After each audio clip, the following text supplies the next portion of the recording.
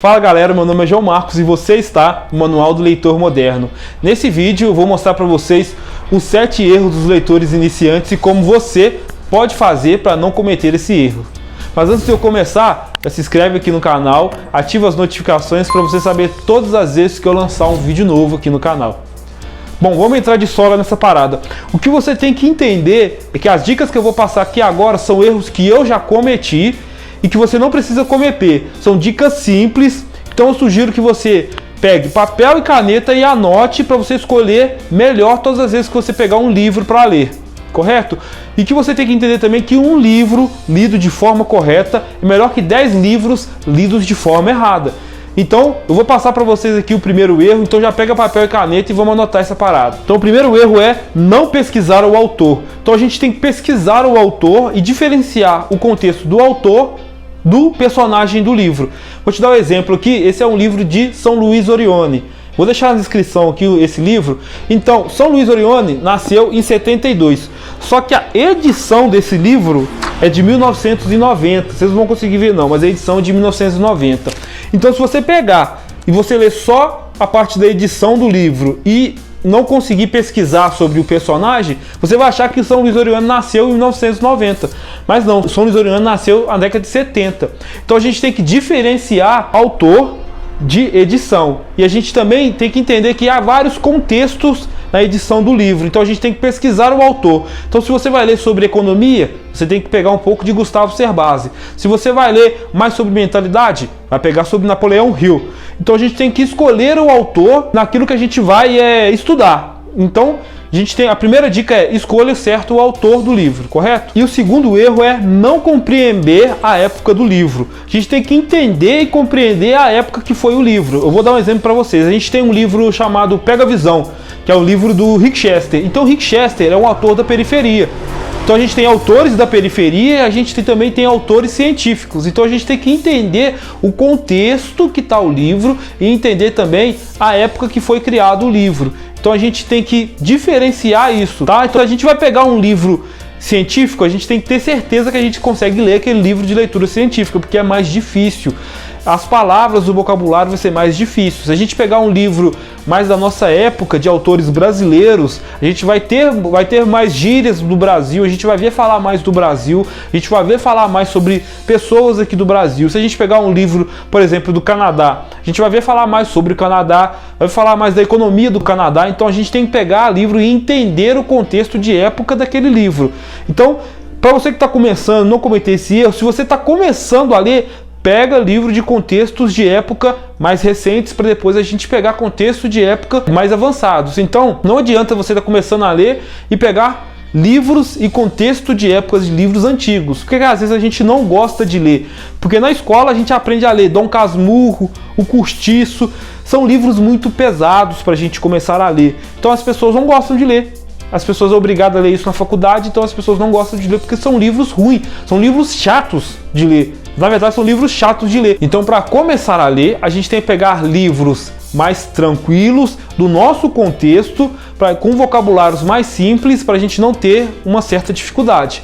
Beleza? E o terceiro erro é as pessoas não leem sobre o livro. Mas como assim, João Marcos? Eu vou ler sobre o livro? Sim, você tem que ler sobre o livro. Então, você tem que pesquisar sobre o livro. Na Amazon você consegue achar várias resenhas sobre os livros, você tem que pesquisar sobre artigos do livro, você tem que ler a epígrafe do livro. Então, Marcos, o que é a epígrafe do livro? Epígrafe do livro é essa parte daqui de trás, ó. Ela fala um pouco sobre o livro, a parte de dentro, quando você começa o livro, aqui não é a introdução que chama, é a epígrafe do livro. Então você tem que ler essas duas partes para entender primeiro o que o livro vai falar. Não vai falar totalmente o interior do livro, mas vai dar uma sinopse do que o livro vai falar. Assim você vai entender e não vai perder tempo, porque às vezes aqui no início já vai falar tudo que você quer saber, né? Se você quer saber sobre a vida de um santo, no início já vai falar algumas coisinhas sobre a vida pessoal. Se vai falar sobre o santo ou se vai falar da época que o santo viveu. Então há uma diferença ou outra. Então você tem que ler sobre os livros. Eu dou uma dica para vocês: todas as vezes que você quer saber de um livro, você vai na Amazon, vai no site da Amazon, você vai escolher o livro, embaixo na Amazon você vai ver os comentários sobre o livro, correto? Assim você vai saber, você vai ler sobre o livro e vai saber todas as opiniões sobre aquele livro, correto? E o quarto erro é considerar o livro como verdade absoluta. Não existe verdade absoluta. O livro não é verdade absoluta. Então você fica aquele cara leitor chato, que quer falar para todo mundo, quer dar lição de moral para todo mundo sobre o livro. Não quero dar lição de moral para todo mundo sobre o livro, não. Não existe verdade absoluta e toda unanimidade é burra. Então você tem que pegar o livro e ler mais opiniões diferentes. Então se você é de um partido político, ou se você gosta de um time, ou se você gosta de ler de um romance, ou se você gosta de ler mais empreendedorismo, essa parte é coisa sua. Você não pode considerar que todo mundo tem que ler aquela parte que você gostou. Então não existe unanimidade. Você tem que pegar aquele livro, ler, absorver todas as informações daquele livro e pegar um outro livro também diferente, para você pegar vários autores diferentes e várias opiniões diferentes. Então não existe verdade absoluta num livro, correto? Agora é o quinto erro cometido, mas antes de eu falar, se inscreve aqui no canal. Olha o tanto de conteúdo que eu tô passando para vocês, gente. É conteúdo de primeira qualidade. Então se inscreve aqui no canal, ativa as notificações, escreva aqui nos comentários qual o último livro que você leu, para mim saber. Às vezes eu posso pegar esse livro e falar nos próximos vídeos sobre ele. Então deixa aqui nos comentários qual que foi o último livro que você leu. Então o quinto erro é não verificar se entendeu realmente aquilo que leu. Então uma dica para vocês é, toda vez que você não entendeu o livro, você para um pouco, bebe uma água, tira uns 10 minutos e volta novamente e relê aquela parte do livro. Assim você vai estar com a cabeça mais fresca, pois às vezes a gente lê e a gente está lendo no automático, então tem muita coisa na nossa mente, muita coisa ocupando a nossa cabeça e aquilo nos atrapalha na leitura. Então é o seguinte, todas as vezes que você não entender aquilo que você está lendo, você para, bebe uma água, vai conversar com alguém, pode mexer no celular, depois você volta e leia de novo aquele trecho que você não entendeu. Assim você vai fixar, você vai dar um tempo de descanso para o seu cérebro, correto? E o sexto erro é não conectar com outros conhecimentos. Toda leitura a gente tem que conectar com os conhecimentos atuais da nossa vida.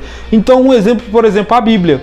A Bíblia foi escrita há muito tempo atrás e até hoje a gente conecta a Bíblia com política, a gente conecta a Bíblia com o meio ambiente, a gente conecta a Bíblia com a nossa vida atual. Então a gente tem que conectar as leituras que a gente faz com o tempo atual e dar dicas para as pessoas sobre a leitura. Eu falo sobre as pessoas que trabalham comigo sobre aquilo que eu leio.